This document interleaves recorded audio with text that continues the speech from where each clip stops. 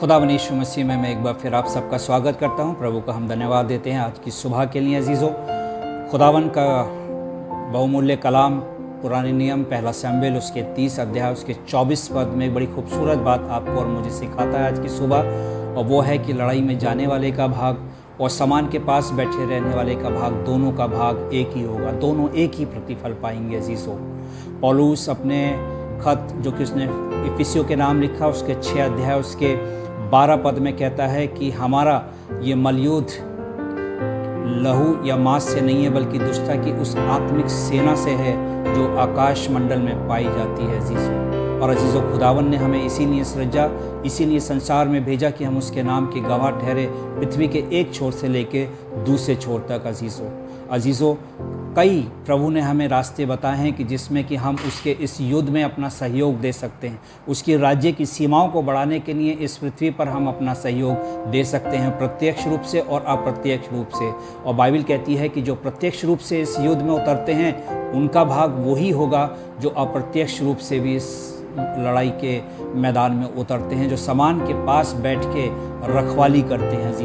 अजीज़ों, बड़े थोड़े शब्दों में मैं चंद बातें आपको बताना चाहूँगा कि कैसे जो हम लोग पासवान हैं, जो इवेंजलिस्ट हैं, जो मिशनरीज़ हैं, जो प्रचारक हैं, जो प्रत्यक्ष रूप से इस लड़ाई में अपना सहयोग दे रहे हैं, इस लड़ाई के मैदान में खुदावंद के राज्य की सीमाओं को बढ़ाते हुए आगे बढ़ रहे हैं। अजीज़ों, आप ऐसे कितने लोग हैं जो अप्रत्यक्ष रूप से भी अपना सहयोग देते हैं। जो प्रतिफल हमारा होगा वही प्रभु की दृष्टि में प्रतिफल आप भी पाएंगे। अजीज़ों, दोनों का समान भाग होगा, कलाम कहता है। अजीज़ों, मैं बड़े थोड़े शब्दों में बताना चाहूँगा कि कैसे आप जो है इस लड़ाई में अप्रत्यक्ष रूप से अपना सहयोग दे सकते हैं। अजीज़ों, पहली चीज़ है वो है उपवास करने के द्वारा, प्रार्थना करने के द्वारा अपने घरों में। अजीज़ों, जब एक विश्वासी जन प्रार्थना और उपवास करता है तो वो असंभव को भी संभव कर सकता है प्रभु के अनुग्रह में। अजीज़ों, तो याद रखिएगा अजीज़ों, यदि आप कहीं जाके प्रचार करने में कुछ परेशानी या दिक्कत पाते हैं तो अजीज़ों, आप जो हम लोग प्रचार करते हैं हमारे लिए आप निरंतर दुआ करिए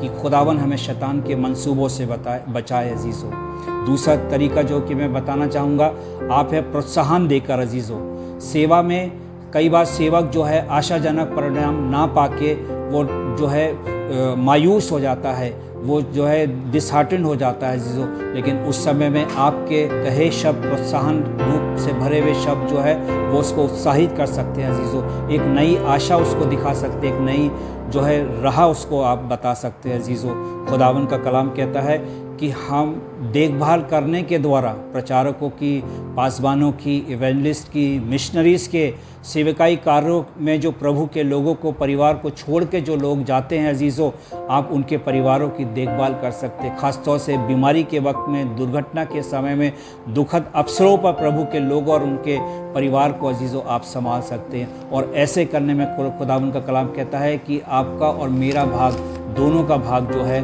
वो सेम होगा। अजीज़ों, एक और तरीका खुदावंद का कलाम का बताता है आप अपने जीवन में परमेश्वर की सेवकाई में सहयोग दे सकते हैं, और वो है पहुनाई करने के द्वारा। सुसमाचार प्रचारकों के लिए ठहरने व भोजन व्यवस्था करके आप अपना योगदान दे सकते हैं। अजीज़ों, बाइबल कहती है कि लड़ाई में जाने वाले का भाग और जो सामान के पास बैठे रहेगा दोनों का भाग एक ही होगा। परमेश्वर बहुतायत के साथ आपको और मुझे इस्तेमाल करे। आमीन।